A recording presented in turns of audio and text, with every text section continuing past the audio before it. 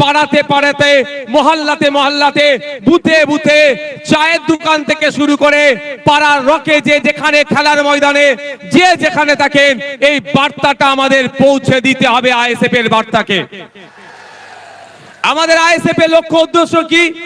ISF এর লক্ষ্য উদ্দেশ্য হচ্ছে যে সমাজ ব্যবস্থার পরিবর্তন করতে হবে। এক মফস্বল এলাকার মানুষ, সুন্দরবনের মানুষ, দার্জিলিং এর মানুষ, দিনাজপুরের মানুষ, মালদার মানুষ, বাঁকুড়ার মানুষ, বীরভূমের মানুষ, হুগলির প্রত্যন্ত গ্রামের একটি মানুষ কেন ট্রিটমেন্ট করতে গিয়ে কলকাতার সরকারি হসপিটালের দ্বারস্থ হতে হবে? Indian secular front alternative politics provide করছে।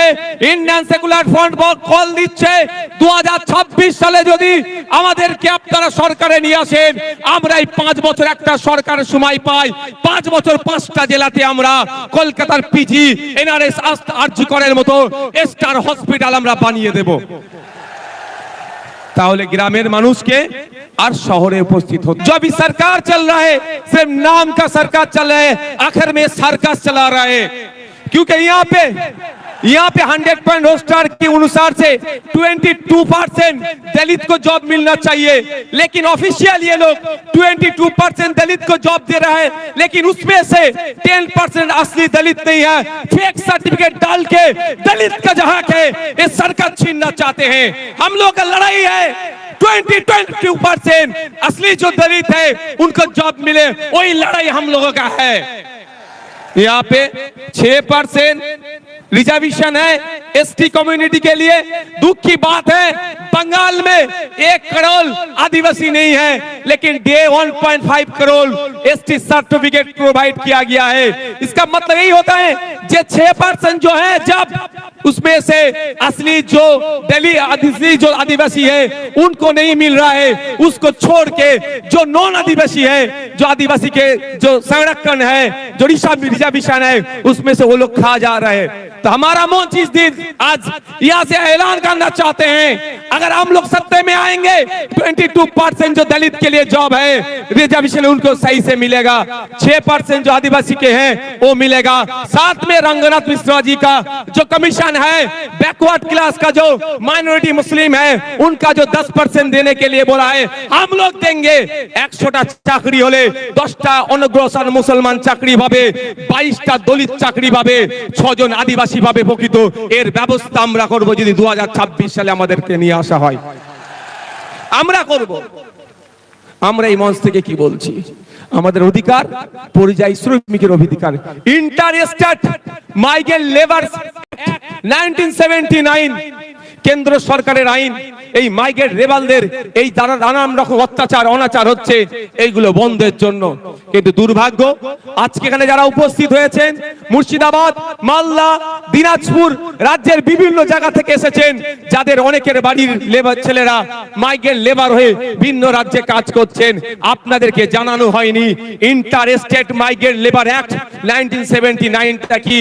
ওখানে প্রত্যেকটা যে মাইগ্রেন্ট লেবার আছে তার অধিকার সুরক্ষিত আছে, কিন্তু দুর্ভাগ্য আমাদের ওই আইন বইয়ের পাতাতে সুরক্ষিত আছে, বাস্তবে কিন্তু আমার শ্রমিকরা সুরক্ষিত নয়। তাই আপনাদের বলবো, যদি আপনারা আমাদেরকে সুযোগ দেন 2026-এর জন্য, শুধু আপনারা নয়, আপনারা আজকে বাড়ি যাবেন, বাড়ি গিয়ে মহল্লাতে, ক্লাবে, মাঠে, ময়দানে, হাটে বাজারে, যে বাসে ঘাটে যেখানেই যাবেন, একটাই কথা যে আইএসএফ কে বা সুযোগ দেওয়া হোক। আইএসএফ এই চোর ডাকাত গুন্ডা মস্তান গুলোকে সরিয়ে দিয়ে সুস্থ সমাজ ব্যবস্থা নিয়ে আসবে। যে এই সমাজ ব্যবস্থায় সরকারি কর্মচারীরা তার হকের দিয়ে পাবে কেন্দ্রীয় সমাহারে, যে সমাজ ব্যবস্থায় শূন্য পদগুলো পূরণ হবে, বেকারত্ব দূরে সরানো হবে, যেই সমাজ ব্যবস্থায় আনিসের বিচার হবে, তামান্নার বিচার হবে, তিলোত্তমার বিচার হবে, যে সমাজ ব্যবস্থায় নারীরা তার অধিকার পাবে, যে সমাজ ব্যবস্থায় কৃষক তার উৎপাদিত ফসলের দাম পাবে, যে সমাজ ব্যবস্থায় আমি আপনি মেহনত করছি, আমার আপনার শ্রমের মূল্যায়ন হচ্ছে না, এই শ্রমের মূল্যায়ন হবে, মিনিমাম ওয়েজেসটা আমরা বাড়াবার ব্যবস্থা করব। যে এই সমাজ ব্যবস্থায় নারীদের হাতে শুধু 1000-1200 টাকা তুলে দিও নাই, নারীদেরকে ক্ষমতায়ন করতে গেলে আমরা মনে করি কম করে 5000 টাকার ব্যবস্থা করতে হবে। সেই সমাজ ব্যবস্থা আমরা নিয়ে আসবো। তবে হ্যাঁ 5,000 টাকা দেওয়ার সাথে সাথে রাজ্য কিছু কাজ বুঝে নেবে। এই সুষ্ঠু সমাজ ব্যবস্থা আনবো যেখানে বর্ণগত, জাতিগত, ধর্মগত, নারী পুরুষের কোনো ভেদাভেদ থাকবে না, যেখানে সবাই আমরা মানুষ, আমাদের সামাজিক পরিচয় আমরা যেটা সেটা নিয়ে মাথা তুলে বেঁচে থাকবো। সেই সমাজ ব্যবস্থা নিয়ে আসবো। বাংলার মানুষ যদি 2026 লোক বিধানসভা নির্বাচনে আমাদেরকে সুযোগ দেয়, তবে আপনাদের উপস্থিতি প্রমাণ করে দিচ্ছে যে বাংলার অলিতে গলিতে ইন্ডিয়ান সেকুলার ফ্রন্টের যে জয় জয়কার হবে সেটার আপনাদের উপস্থিতি আছে কিন্তু প্রমাণ করে দিচ্ছে। আপনারা মাঠে যারা আছেন, আপনারা হয়তো বাইরে যেতে পারছেন না, আমি তো একটার পরে এখানে এসেছি, আমি বাইরের অবস্থাটা একটু ঘুরে ঘুরে দেখছিলাম। আপনারা এখানে যে রকম মানুষ আছেন এর কয়েক গুণ বেশি মানুষ বাইরে শুধু ঘুরছে, জায়গা পাচ্ছে না বলে। আপনাদের ঘোষণা অনুযায়ী আমি গত বছর ঘোষণা দিয়েছিলাম, আমরা বলেছিলাম আমরা চেষ্টা করব কলকাতায় ব্রিগেডে করা, কিন্তু আমরা যখন অ্যাপ্লিকেশন করেছি আমাদেরকে জানানো হয়েছে এই সময় এই আর্মিদের কোনো একটা ট্রেনিং চলছে, সেই মার্চ মাস পর্যন্ত ব্রিগেড ময়দান দেওয়া যাবে না। সুতরাং আমরা সেখানে বুক করতে পারিনি, ফলে আমরা এখানে বুক করেছি। তবে আপনারা সাথ দিলে শুধু ভাঙড় থেকে নয়, রাজ্যের বিভিন্ন প্রান্ত থেকে 2026 বিধানসভায় ডবল ডিজিটের বিধায়ক ইন্ডিয়ান সেকুলার ফ্রন্ট পাচ্ছে। তারপরে আমরা আশা করব এবং আর্মিদের ট্রেনিং কখন আছে সেটাও প্রয়োজনে দেখে নেব, তার ট্রেনিং এর ফাঁকে বা ট্রেনিং এর পরেই আপনাদের সাথ নিয়ে আবার আপনাদেরকে নিয়ে কলকাতায় আমরা ব্রিগেড ময়দান ভরাবো অধিকারের জন্য। বন্ধুগণ, আজকের এই অধিকার সবাই বিভিন্ন বিষয় ছিল, অনেকে চর্চা করেছে। আমি টু দা পয়েন্ট এসআইআর নিয়ে একটু বলতে চাই।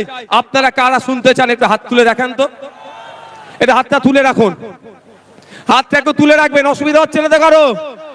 অসুবিধা হচ্ছে না তো? ইভিএম মেশিনের সামনে গিয়ে খাম চিহ্নটা দেখবো, আর যেখানে খাম চিহ্ন থাকবে না আমাদের নেতৃত্বরা যেটা বলবেন সেখানে আমরা অন্য কোনো বুদামে হাত দেওয়ার দরকার নাই। আমি এসআইআর নিয়ে গুটি কয়েক কথা বলবো বলে আমি বক্তব্য শেষ করে দেবো। আমি কথা দিয়েছিলাম শীতকালের বেলা সকাল সকাল আসুন, সকাল সকাল ছেড়ে দেবো, কথা দিয়েছিলাম তো। আমি আপনাদের এসআইআর নিয়ে বলছি, এই একদম মাথায় ঢুকিয়ে নিন। এই এসআইআর যে সমস্যা তৈরি হয়েছে, এই সমস্যা তৈরির পেছনে দুটো রাজনৈতিক দল সম্পূর্ণভাবে দায়ী। তৃণমূল বিজেপি মিলে এসআইআর নামক সমস্যাটাকে তৈরি করছে ইলেকশন কমিশন অফ ইন্ডিয়াকে সামনে রেখে। তাই আমাদের যেভাবে অহেতুক হয়রানি পেরেশানি করা হচ্ছে এর জবাব আমরা ইভিএম মেশিনে গিয়ে এই তৃণমূল আর বিজেপির বিরুদ্ধে আমরা দিয়ে দেব। আমি প্রমাণ দেব আপনাদের, প্রমাণ ছাড়া আমি কথা বলি না, আমি প্রমাণ দিয়ে দেবো একটা একটা করে। যদি আপনাদের শোনার এনার্জি থাকে আমি তাহলে শোনাবো। এনার্জি আছে তো ভাই? তাহলে আমি শুনিয়াবো। একটু পোলটা খোলা দরকার। সাপ হয়ে কামড়াচ্ছে আর ওজা হয়ে ঝাড়ার চেষ্টা করছে। সাপকেও ধরতে হবে আর কামড়ানোতে আসার আগে তাকে ধরে নিতে হবে। আপনাদের মাবি বলে রাখি, 2021 নির্বাচন পার হয়েছিল সিএ এনআরসির ভয় দেখিয়ে, সিএ এনআরসি করে দেশ থেকে তাড়িয়ে দেবে।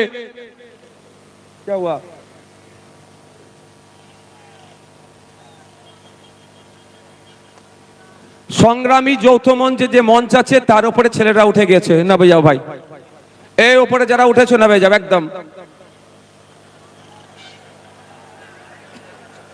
একদম নেমে যাও, এটা অনৈতিক কাজ, নেমে পড়ো চাল থেকে। শোনেন ভাই, এদিকে তাকান। 2021 সালে নির্বাচন কি দেখিয়ে পার হয়েছিল? বিজেপি বলেছিল এসআইআর করে তাড়িয়ে দেবো, এই বিজেপি বলেছে এনআরসি সিএ করে তাড়িয়ে দেবো।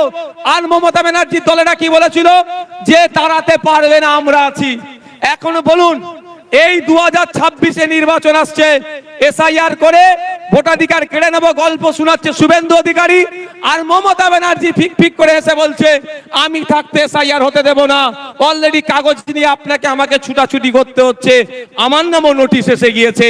নোবেল জয়ী বিখ্যাত মানুষ অমর্ত্য সেন্সারের নামেও অপদার্থ কমিশন নোটিশ পাঠিয়েছে এই বিজেপি তৃণমূলের পাল্লায় পড়ে। শুধু তাই নয়, স্বাধীনতা সংগ্রামী, মুক্তিযোদ্ধা, বীর, ভারতবর্ষের অন্যতম শ্রেষ্ঠ আইকনিক ব্যক্তি তার নাম নেতাজি সুভাষচন্দ্র বোস, নেতাজি সুভাষচন্দ্র স্যারের পরিবারকেও এই নোটিশ পাঠিয়েছে। তাই আপনাদের বলবো 2026-এর বৈতরণী পার করার জন্য তৃণমূল আর বিজেপি এসআইআর নামক এই সমস্যাটার অবতরণ করেছে। তাই আপনাদের বলবো এই সমস্যাতে অহেতুক হয়রানি করার চেষ্টা হচ্ছে, তবে আপনি আতঙ্কিত হবেন না। দিন দেওয়ানে বলেছিলাম স্বচ্ছ এসআইআর করলে সহযোগিতা করব, আজকেও বলছি স্বচ্ছ এসআইআর মিন্স ভোটার লিস্ট স্বচ্ছ হোক, মৃত ভোটারের নাম বাদ যাবে, একাধিক জায়গায় ভোটার লিস্টে নাম উঠেছে বাদ যাবে, যার অস্তিত্ব নেই সেই ভোটারের নাম বাদ যাবে, প্রয়োজনে আমরা সহযোগিতা করব।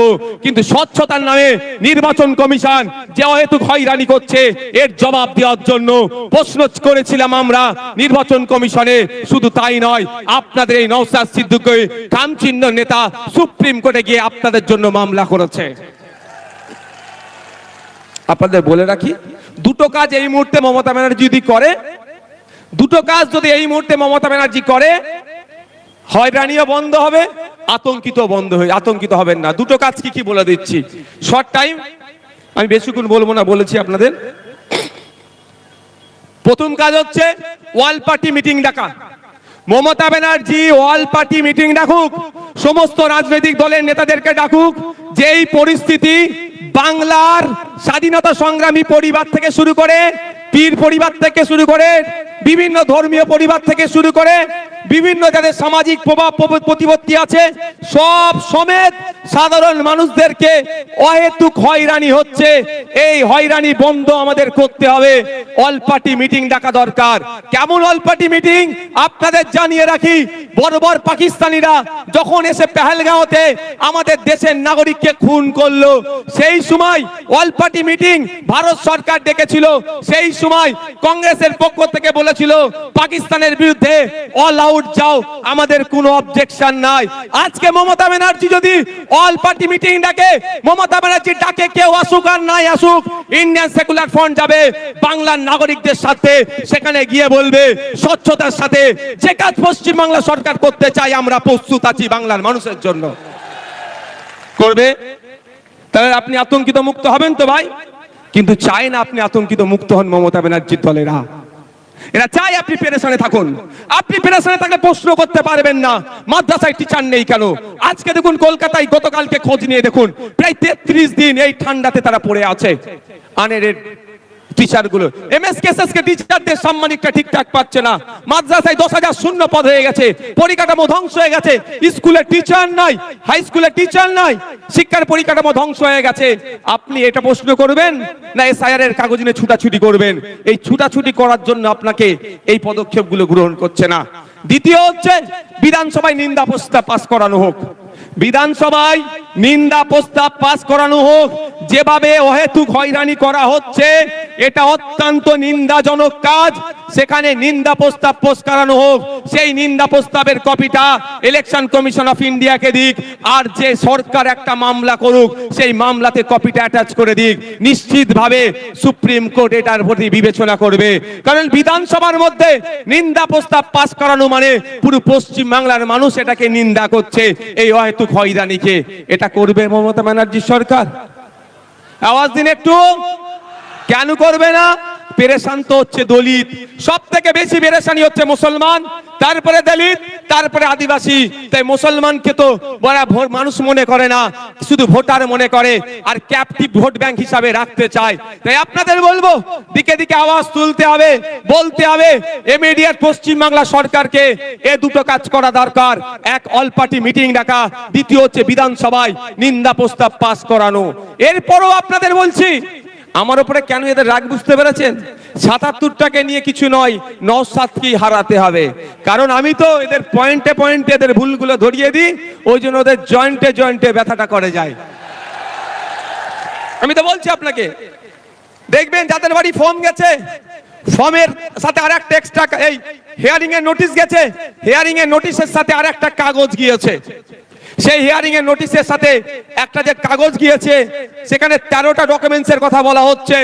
যাদেরকে হিয়ারিং এ ডাকা হচ্ছে, এই 13টা ডকুমেন্টস এর মধ্যে কোনো একটা ডকুমেন্ট সাবমিট করলে তার হিয়ারিংটা সে পজিটিভ হয়ে যাবে, অর্থাৎ তার অসুবিধা হবে না, এটা বলছো তো? আচ্ছা, আমরা এই এসআইআর নিয়ে এত দুটো মেনলি সমস্যার সম্মুখীন হতে হচ্ছে আমাদের। একটা, টাইম লস হচ্ছে, দাঁড়াতে হচ্ছে, অব্যবস্থা। ওখানে এই গেটের ওখান থেকে সরে যাও, তো এই গেটের ওখান থেকে সরে যাও, গেট থেকে সরে যাও, দেখতে পাচ্ছ না? এই সবার উপরে উঠে বসুন, নিচে বসুন না, বসুন। দুটো জিনিস হচ্ছে তো ভাই, একটা কি আমার অযথা টাইম দিতে হচ্ছে, ওখানে অব্যবস্থা, ওখানে ঠিকঠাক ব্যবস্থা আমরা পাচ্ছি না, ঘন্টার পর ঘন্টা লাইনে গিয়ে দাঁড়াতে হচ্ছে।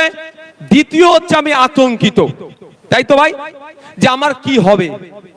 কিন্তু এই 13টা ডকুমেন্টসের মধ্যে যদি কারো একটা ডকুমেন্টস থাকে, সে আতঙ্ক মুক্ত। আমি ঠিক কথা বলছি তো ভাই? আমি ভাই আতঙ্কিত নই আমার হাতে নোটিশ পাঠিয়েছে বলে। কেন বলুন তো? আর্টিকেল 326, আমার ভোটদানের স্বাধীনতা।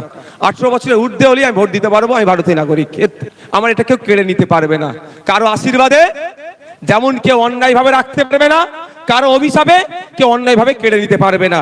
আমি আপনাদের বলি, এই নোটিশের 6 নম্বর পয়েন্টটা দেখুন কি লেখা আছে।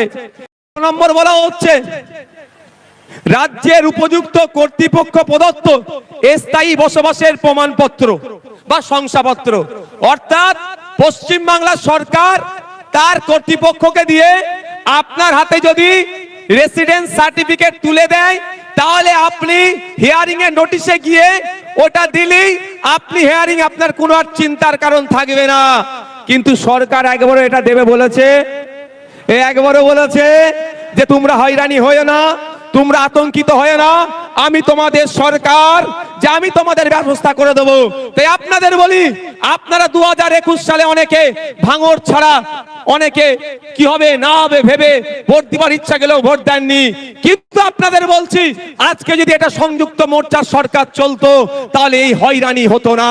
তারপরেও যদি হয়রানি করার চেষ্টা করতো, আমরা বাড়িতে বাড়িতে এই রেসিডেন্স সার্টিফিকেটটা তৈরি করে পৌঁছে দিতাম। বাড়িতে থাকো, তোমার বাড়িতে আমরা কাগজ পৌঁছে দেবো। রাজ্য সরকার চাইলে যেভাবে দুয়ারে সরকার করছে, সেরকম বাড়িতে সরকার পৌঁছে দিতে পারতো, খামে ভরে, এনাও তোমার রেসিডেন্স সার্টিফিকেট, যাও তুমি গিয়ে হিয়ারিং এর টেবিলে দাও, তোমার হিয়ারিং পাস হয়ে যাবে, তোমার ভয় নেই। এটা করেছে রাজ্য সরকার, এটা জানতে হবে। আমি প্রথমেই বলি, শুভেন্দু অধিকারী আমাকে আপনাকে ভোটাধিকার কেড়ে নেওয়ার চক্রান্ত করছে। চক্রান্ত করলে চক্রান্তের জবাব দিতে হবে তো। কেউ যদি বুনোহল হয়, তাহলে বাঘা তেঁতুল হতে হবে তো ভাই। তো বাঘা তেঁতুলের ভূমিকা দেখতে পাচ্ছি না। তারপরে চলে আসুন 10 নম্বর পয়েন্টে বলছে, রাজ্য স্থানীয় কর্তৃপক্ষের দ্বারা তৈরি পারিবারিক রেজিস্টার্ড। রাজ্য বা স্থানীয় কর্তৃপক্ষের দ্বারা তৈরি পারিবারিক রেজিস্টার্ড 2011 সালে আইসিডিএস কর্মীদের দিয়ে তথ্য তোলা হয়েছিল, এই পারিবারিক রেজিস্টার সেখানে আছে। এই তথ্যটা উঠে প্রথমে গিয়েছিল পঞ্চায়েতে, পঞ্চায়েত থেকে রাজ্যে গিয়েছিল। তাহলে আপনারা বলুন, এই তথ্যটা অলরেডি প্রতিটা পঞ্চায়েতে আছে। এই 10 নম্বর পয়েন্টটা যেটা চেয়েছে, এর উত্তর, অর্থাৎ এই যে কাগজ চেয়েছে, এই কাগজটা প্রতিটা পঞ্চায়েতে আছে। রাজ্য সরকার 2023 পঞ্চায়েত নির্বাচনে একছত্র ভোট লুট করেছে। সেই ভোট লুট করতে গিয়ে আমরা আমাদের ভাঙড়ের 3 ভাইকে হারিয়েছি, শহীদ মহিউদ্দিন, শহীদ হাসান, শহীদ রেজাউল গাজী। 3 জনকে হারিয়েছি। শুধু নয়, সারা রাজ্যে আমাদের কর্মীদের অত্যাচার করে, তারা অবৈধ পন্থা অবলম্বন করে আজকে তারা পঞ্চায়েতের ক্ষমতায় বসে আছে, পঞ্চায়েত চালাচ্ছে। সেই পঞ্চায়েতের মাধ্যমেই যদি প্রতিটা বাড়িতে বাড়িতে এই তথ্যটা 10 নম্বর যে পয়েন্ট আছে, পারিবারিক রেজিস্টার যদি পৌঁছে দেয়, ওটা নিয়ে আপনি যখনই হিয়ারিং এর টেবিলে যাবেন, আপনাকে অফিসার আর কিছু দ্বিতীয় প্রশ্ন করার সুযোগ পাবে না। ওটা জমা দেবেন, জমা দেওয়ার পরে আপনার হিয়ারিং কমপ্লিট হয়ে যাবে। তাহলে আতঙ্ক মুক্ত হবে না ভাই? রাজ্য সরকার চাইলে আপনার আতঙ্ক মুক্ত করতে পারে এই দুটো ডকুমেন্টস দিয়ে, কিন্তু রাজ্য সরকার তো আতঙ্ক মুক্ত চাইছে না। যদি আতঙ্ক মুক্ত চাইতো, কুরআন শরীফকে নিয়ে যে অসীম সরকার কুভাষায় কথা বলেছে তাকে ধরে এতক্ষণ জেলের মধ্যে রাখতো, পুলিশ সুমোটো করতো, তার বিরুদ্ধে ব্যবস্থা নিয়ে এত দূরের কথা প্রায় 900 মতো অভিযোগ জমা পড়েছে, এখনো একটাও এফআইআর হিসাবে ট্রিট করেনি এই রাজ্য সরকার। তার মানে বোঝা যাচ্ছে আপনাকে আমাকে কি নজরে দেখে। তবে রাজ্য সরকার এফআইআর হিসাবে ট্রিট করেনি বলে ভাঙড়ের বিধায়ক নওশাদ সিদ্দিকী চুপ থাকবে না। আমি কোর্টে যাচ্ছি 156 সাবক্লাস 3 দিয়ে আমি কোর্ট থেকে মামলা করছি এই অসীম সরকারের বিরুদ্ধে। কিন্তু প্রশ্ন এটা, আপনারা বাংলার মানুষ, সংখ্যাগরিষ্ঠ মানুষ ভোট দিয়ে সরকার তৈরি করলো, আবার সংখ্যাগরিষ্ঠ মানুষকে রাস্তায় নামতে হবে কেন আমার এসআইআর বাঁচানোর জন্য? তাহলে সরকারের কাজটা কি? আমি সরকার তৈরি করেছি, আমার বিপদে আপদে, আমার সুবিধা অসুবিধাতে আমার পাশে থাকবে, তার পরিবর্তে আমাকে আরো ঠেলে দিচ্ছে বিপদের দিকে। তাই আপনাদের বলবো, আসলেই কি তৃণমূল কংগ্রেস এসআইআর থেকে আপনাদের নিস্তার দেবে মনে হচ্ছে? ওয়াকাফ খেয়েছে জানেন তো নাকি? ওয়াকাফটা যেমন আমি আছি হবে না, আমি থাকতে হবে না, টুক করে রাত্রে কি বললো? ওয়াকাফ মেনে নিল, এটাও মিলিয়ে নেবেন। এসআইআর উনি বেঁচে থাকতে হবেন না বলছেন, বলতে বলতে শেষ দিন আপনাকে তো ডুবিয়ে দিতে পারে।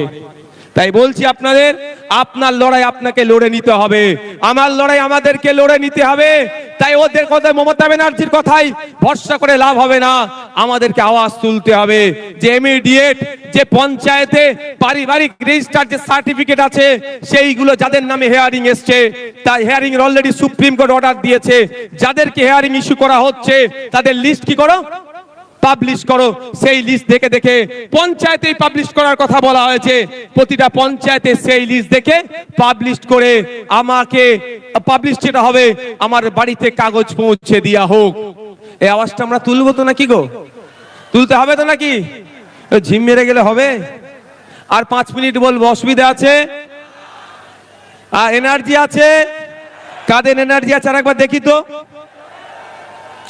এনার্জি আছে তো? এনার্জি আছে তো? ফুল এনার্জি আছে? আর 5 মিনিট বলবো। মমতা ব্যানার্জি এই মুহূর্তে পশ্চিম বাংলার মুসলমানদেরকে সব থেকে বড় যে অভিশাপটা দিয়েছে তার নাম হচ্ছে ওবিসি নতুন সার্টিফিকেট। মমতা ব্যানার্জি প্রতিনিয়ত, তার দল বাদশাহী প্রতিনিয়ত মুসলমান দলিত আদিবাসীদেরকে এক একটা করে অভিশাপ উপহার দেয়। তাই মুসলমান এখন সব থেকে বড় অভিশাপ যেটা পেয়েছে সেটার নাম হচ্ছে ওবিসি সার্টিফিকেট। এই ওবিসি সার্টিফিকেট নামটা অস্তে থাকবে, ছিঁড়ে ফেলে দেওয়া, বাড়িতে রেখে দেওয়া আর সার্টিফিকেট রাখা একই হবে। কারণ কলে কৌশলে মুসলমানদের শুধু নাম কাস্তে সার্টিফিকেটটা রাখতে চাইছে। যেভাবে মেসিকে দেখতে আসলো, টিকিট কাটলো, বাড়িতে ঢুকলো, তারপরে কি হলো, আপনার স্টেডিয়ামে ঢুকলো, মেসিকে দেখতে পেল না। আপনার হাতে সার্টিফিকেট থাকবে, ফর্ম ফিল আপ করবেন, পরীক্ষায় বসবেন, রিটেনে পাস করবেন, ভাইভাতে গিয়ে ভাইবার পরে যখন লিস্ট বার হবে আপনি সংরক্ষিত কোটায় আর চাকরি পাবেন না। এই গেড়া কলটা মমতা ব্যানার্জি সরকার করেছে, তৃণমূলের সরকার করেছে। তাই আপনাদের বলবো এর বিরুদ্ধে আমাদের লড়াই করতে হবে। আমাদের লড়াই ফেক এসটি সার্টিফিকেটের বিরুদ্ধে। প্রকৃত যিনি দলিত সে চাকরি পাচ্ছে না, প্রকৃত যিনি আদিবাসী সে চাকরি পাচ্ছে না, প্রকৃত যে অনগ্রসর শ্রেণীর মুসলমান সে চাকরি পাচ্ছে না। এর বিরুদ্ধে আমাদের লড়াই। যারা প্রকৃত অর্থে চাকরির প্রয়োজন, উচ্চ শিক্ষায় সংরক্ষণের প্রয়োজন, তাদেরকে ক্ষমতায় নিয়ে আসতে হবে। তাই আপনাদের বার্তা দিচ্ছি, আপনারা যদি আমাদের সুযোগ দেন আমরা নিয়ে আসবো। তবে একটা কথা বলি, মমতা ব্যানার্জির বিশ্বাস হচ্ছে না আমার তিনি এসআইআর এর বিরুদ্ধে সত্যিকারের লড়াই করবেন। বাসন্তীতে হেয়ারিং এর পরে আপনার রিসিভ দিচ্ছিল না, আমাদের কর্মীরা গিয়ে আন্দোলন করে রিসিভ যখন দেওয়ালো তার কিছুক্ষণের মধ্যে পুলিশকে পাঠিয়ে তৃণমূলের নেতা এসে আমাদের কর্মীদের ওখান থেকে সরিয়ে দিল। এটা মানে কি? রিসিভ দেওয়া তো ভালো কথা, তারপরে খবর পেলাম আর রিসিভ দিচ্ছে না। তাহলে এই যে চক্রান্ত বিজেপি করছে সেই চক্রান্তের সাথে কিন্তু তৃণমূল একই ভাবে যুক্ত আছে। তাই এই চক্রান্তের জবাব আমাদেরকে গণতান্ত্রিক প্রক্রিয়া দিতে হবে। গতকালকে দেখছিলাম সিপিএম এর এক সিনিয়র লিডারের মেরে মুখ টুক ফাটিয়ে দিয়েছে। অভিযোগটা কি, তার অপরাধটা কি, যে এসআইআর এর নামে যে অহেতুক নাগরিক হয়রানি হচ্ছে, এর বন্ধের জন্য ডেপুটেশন দিতে গিয়েছিল। তাহলে নাগরিক হয়রানি বন্ধের জন্য ডেপুটেশন দিলে যদি অহেতুক পেরেশানি করে, এই তৃণমূল যদি আক্রমণ করে, প্রকৃত অর্থে তৃণমূল কি এর বিরুদ্ধে আছে? আজকের প্রোগ্রাম আমরা এবার একদম শেষের দিকে এসেছি, আমরা শেষ করব। শেষ করতে আগে আপনারা আস্তে আস্তে বিদায় নেন, যেতে যেতে মাইকের আওয়াজ পাবেন।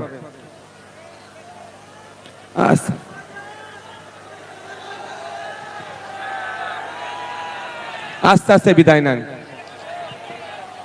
যেতে যেতে আমি তিনটে কথা বলবো, আপনারা মাথায় রাখতে রাখতে যাবেন।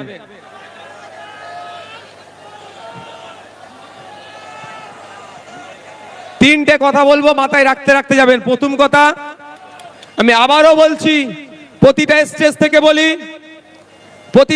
থেকে বলছি, আজকেও বলছি, আপনার ছেলে মেয়েগুলোকে উচ্চ শিক্ষায় শিক্ষিত করুন।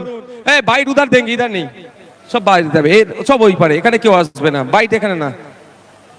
প্রতিটা ছেলে মেয়েকে উচ্চ শিক্ষায় শিক্ষিত করুন। একবেলা খেতে পাবেন না, তাহলে অসুবিধা নাই। ভলেন্টিয়ার যারা আছেন,